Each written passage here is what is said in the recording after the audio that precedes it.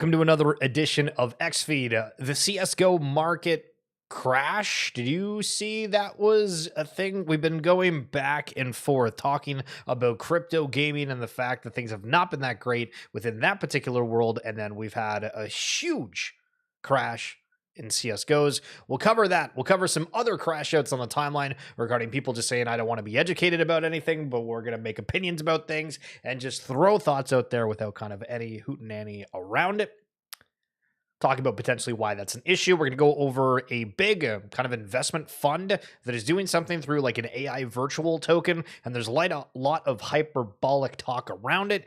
Is it true? Is it accurate? I'm going to give you like a little bit of a hint of what the hell that is, and then you can make up your mind for yourself, but take a look at this. So the ALCS game between the Toronto Blue Jays and the Seattle Mariners, 9 million viewers. Now imagine if those 9 million viewers went online and got like a digital collectible that they have as a keepsake that they watched that game.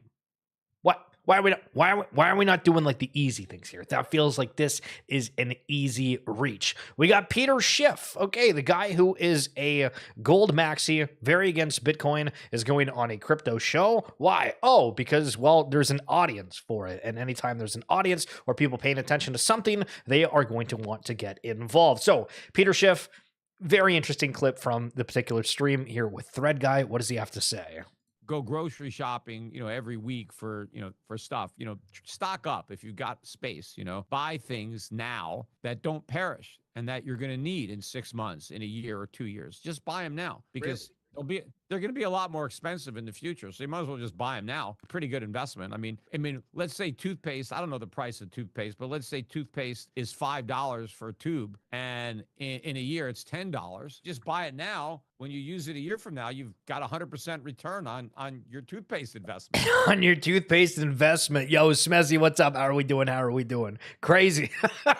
Craziness, though, coming out of Peter Schiff. And not necessarily a horrible take, but let's go from that and over to Mike Novogratz. It's hilarious because we're out here looking at the timeline. You have so many people within particularly the DeFi space making all of these bold claims. And then you go on what's the news on like the mainstream. And it's kind of weird that it's like 50 within the crypto space, but then when you go to mainstream news, all of them are just saying, pay attention because it's about to be glorious. There's a bill in DC that needs to get passed, hopefully in the next 6 weeks.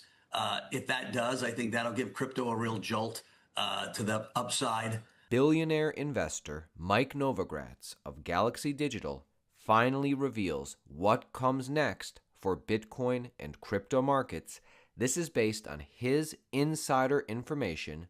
One of crypto's biggest catalysts is 6 weeks away, yet so many people are sidelined. The most likely outlook, the president prematurely makes a move on the Fed, which they could target that easily by the end of the year. And if this bill gets passed, those are the two kind of catalysts I see. And it's all about catalysts. What about the ETFs? What about everything else? We're waiting for bills to be passed. Well, we shall see. News coming out of Top Shot for the first time ever on Top Shot. You can follow live NBA action straight from the homepage. Look at the integrations and the things that we get. How wonderful is technology? And then Top Shot coming out saying that there's going to be a whole lot of new other things. Jacob Eisenberg saying it's a whole new era led by the best rookie class in years. Unprecedented scarcity, clarity, and predictability. And a whole lot more. What are you most excited about? Okay, listen. What do we see? So, reduced mints across every tier. Autographs from 25 plus rising stars. Cool that they're doing autographs. I know that like this isn't the first time they're doing it, but I was kind of like tuned out of Top Shot for a while. So when I seen it, really cool to see they're doing that. New packs, boxes, burning moments, and lots of it. Parallels, reimagined, new and improved fast break. What does this do to collections online regarding sports? We shall see. But let's jump into probably the most notable headline of the day. If you're talking about kind of like any markets online, this one was like the big randomly trending that otherwise wouldn't be. Counter-Strike skins marketplace loses $2 billion of value overnight after a knife trade update. So I have to admit that I'm coming from a little place of ignorance because I think I've played like Counter-Strike forever ago, but I never got into like the trading or fully comprehending how all of that works. But for layman's terms, I'm going to assume, you insert money, you get the skin, you're able to trade it, you can take that money out for cash. And it's one of the few games where there's actually like a marketplace that is like ingrained within it with real cash. So what did it look like across the timeline? Well, from the crypto space, G-Hose, again from Axie Infinity, saying Steam just broke the CSGO skin economy. A new update lets players turn low-level skins into super rare knives and gloves, which are like accessories within the game. With the scarcity model in question, prices are crashing. Is this crypto's gaming moment? And so let's pause and talk about this for a second. You can see, I don't know, it doesn't say like specifically what this is. I guess it's like average cost, maybe. But it's just like basically a 90-degree angle straight down. So is this crypto gaming's moment? And why is this being said? Well, it's because there was a thought or a perceived notion that the skin market would not end up changing, where the team just decided, hey, we're going to make these changes, and it kind of sucks to suck. If this doesn't react well to you, or we think we want to balance it how we want. I don't think that it matters. Like, I don't think we can even say, like, is this crypto gaming's moment? Because we've seen from multiple games that they change the value of things. They change what the use case of something is. So the concept of like, okay, it's on like a blockchain and it's like immutable to a point. Okay, sure. But this is like about the value of things, that at any point, somebody could end up making a change that you don't like. Now, maybe there's certain contracts or things where it's like, okay, you can only have X amount of these moments created. Sure. But again, from the utility perspective, if that ends up changing, well, then there's a whole nother perspective on it. But I'm open to the idea that maybe this could get people thinking about the, crypto component or play to earn, whatever, owning your assets. To an extent, sure, we can put that narrative in there. So Counter-Strike drugged its entire community, says Ryan Wyatt. They put out a pretty savage update that lets you bundle items to trade up, and now people are using $5 worth of items to draw what was once $1,000 plus knives. They just rinsed everyone in the market who had anything of value. Now, we go through the timeline, and sometimes you're like, all right, are people like trolling about certain aspects, or are they super, super serious? And I'm going to take this at face value, saying, okay, they like, there is people similar to what we've seen across the crypto industry that are like heavily invested in things that they like, that they believe in, whatever. People like CSGO skins, they went crazy on it, and now they're like, wow, we can't. So then you get all the people doing the negativity. Your first mistake was putting your entire network into a centralized market operated by a bunch of game developers. Well, all right. Sure, we can take that as face value, but what other financial ideas are we coming up with across the space? Right. Genuinely don't know how to process this as someone whose entire life savings were in CS skins. Who the F could have ever seen this coming? And don't worry, listen, we experience that on almost a daily. And then this is further breaking down like what those price charts look like. I know you might have to like zoom in just a little bit, or hopefully you guys can see that. But in 24 hours for just like different accessories and knives within the game, minus 41%.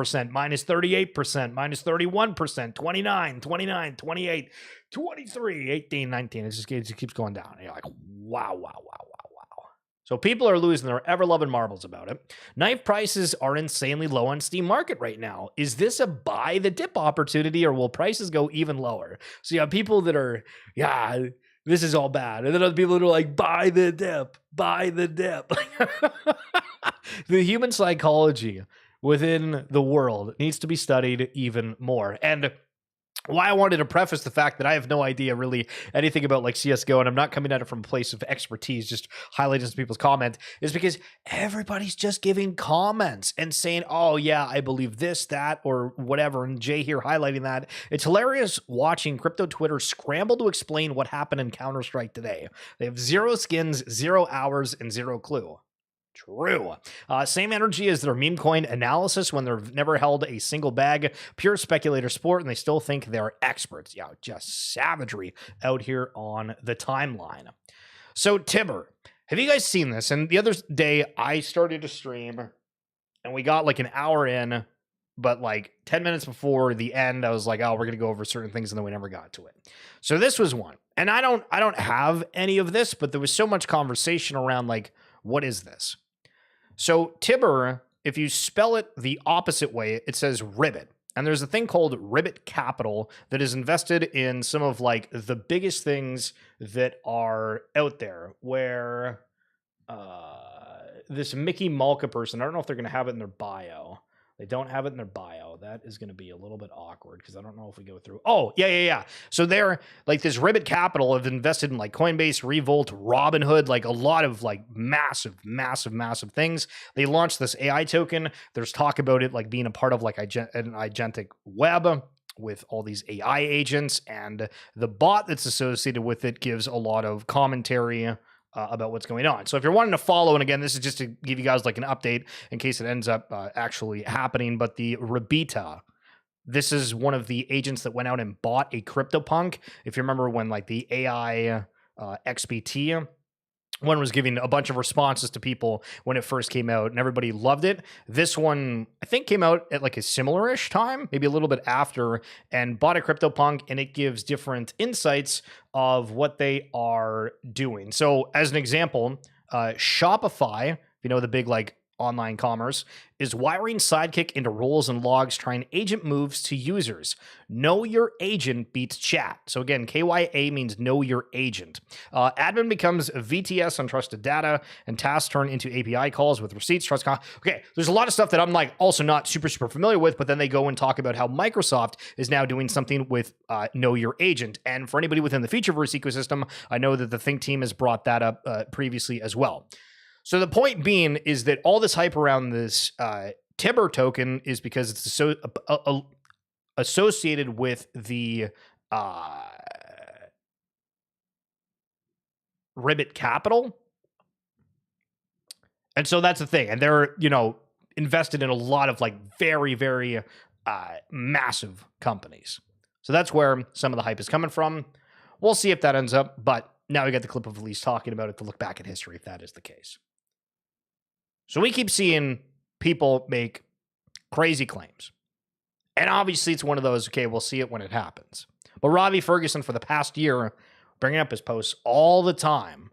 He's working with the Immutable Chain, co-founder of it, to be exact.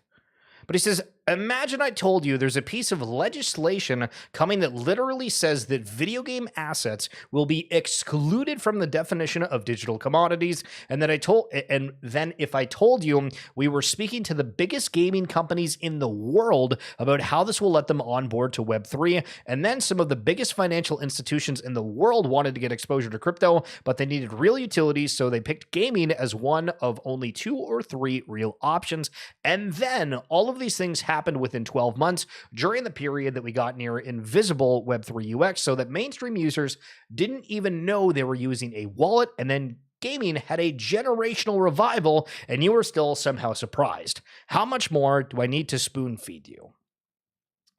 Well, the argument is that I feel like there's a lot of people that say a lot of things all the time on the timeline, and so people don't know what to like pick and choose. But listen, I like it. I like it a lot. I'm down for the biggest gaming revival ever. Happening here on Web3 rails that are apparently hidden from people, so the mainstream is aware.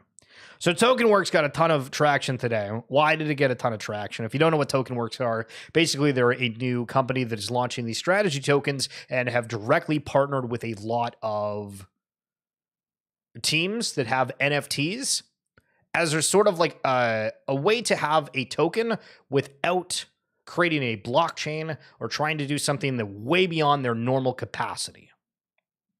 So the good luck, have fun strategy. Immediately people are like, what the hell is good luck, have fun? And it comes from Gigaverse.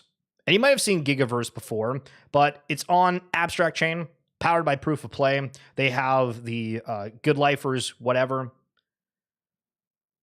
But there was a lot of people that just like are not familiar with it. And so we saw people kind of going around immediately saying like, I don't even know what that collection is, which is fair, right? Like I kind of said the same thing. I'm like, I think this was an abstract before. Like I remember seeing it. And then it turned into, all right, well, we don't know about it. So like here's some posts and information around that. And then it goes to, well, I'm not reading any of that. It's like, well, okay, listen, you can have an opinion about something because they were on the timeline basically fighting for the entire day. which is like everybody to each their own sort of situation. But if you're not even going to want to take like 5 seconds to learn about something, we're just kind of making assumptions. We're just making assumptions. And I think we can do better than just assumptions. But Ledger, the hardware wall within crypto, introducing the Nano Gen 5, the newest addition to our family of touchscreen signers. Alongside Ledger Flex and Ledger Stacks, Ledger Nano Gen 5 is the most playful, personal, and accessible signer we've ever built. Your first step into digital ownership made effortlessly. All right, so a new hardware wallet. Very cool. Is this that small one? It's weird that they keep coming out with different ones because I don't think people are like, I don't know how often people are out there buying them. I guess for like a lot of the new users. But every time you see a new model, like if you see a new Ledger model or Trezor or whatever, do you like immediately go out and buy them? I feel like people like buy one and they're like, all right, cool, I'm good. Or, get a couple of them for the different wallets and then say, okay, I'm good. I don't know if anybody's like stacking these up per se. All right, talk about the institutional side. What does Kevin O'Leary have to say? I love the idea of innovation. The money center banks have been sitting on their hands for years, crapping on the crypto industry, but it's not about Bitcoin. Nothing to do with Bitcoin. It's digital payment systems. That's the potential. That's the amazing opportunity we have here. Now, the reason that will be important and why we'll get price appreciation on Bitcoin is the minute that happens, it will signal the move to the next act, the Market Infrastructure Act. And why that matters to everybody in this room is we will finally determine, is Bitcoin a commodity or a security? And when that is determined and regulated, Katie bar the doors, $1 trillion will come and index that asset. Let's all hope that happens while we're all alive here. Anyways, thank you very much. All right, we got some more bullishness going on. And then the final thing I'm going to leave you with, if you were out there farming the Abstract chain for XP for the Abstract airdrop, here's what Lucanets has had to say regarding it. I think the only thing that everybody kind of knows gets you XP is like holding. Like I'm a big supporter, like, because again, mutually beneficial relationships, right? Like you trading, you like holding is the most EV thing that users can do on the chain for us, right? Like, because holding means that the coins go up, the NFTs go up. So I reward holding more than anything, but I think that's pretty clear. I think everyone's kind of caught on to that now. And if you haven't, then here's the alpha. Right. I'm big on holding, right? Because again, just the way you can game XP, if you want to, again, because I think the people listening to this are going to be real users, is just look at it through the lens of mutually beneficial relationships. What's a mutually benefit? How as a user can I mutually benefit Abstract the network? And if you look at it through that lens, I promise you'll figure out exactly how to get XP, right? And how to. So there you go. There's your Abstract insight of the day. We've covered a little bit from all the different ecosystems today. I hope you guys enjoyed the variety of this, but that is going to do it for this edition of XFeed. Earlier in the week, we did launch a brand new episode of RWA Segments with Adam Gomez from Portal. So if you want to learn a little bit more about the gaming industry and somebody that's got a little bit of funding, but have taken it a extraordinarily long way while we're looking at CSGO skins being like, oh my goodness, is this crypto gaming's moment? You want to hear directly from one of those people. If you want to check out the link in the description below here on YouTube or in my bio on X, or just type in RWA SegMints as if like you are having a piece of gum on this segment part, and you will find it. Thank you guys so much for coming on through, and Smezzy, appreciate you coming live. We'll talk to you guys soon. Peace.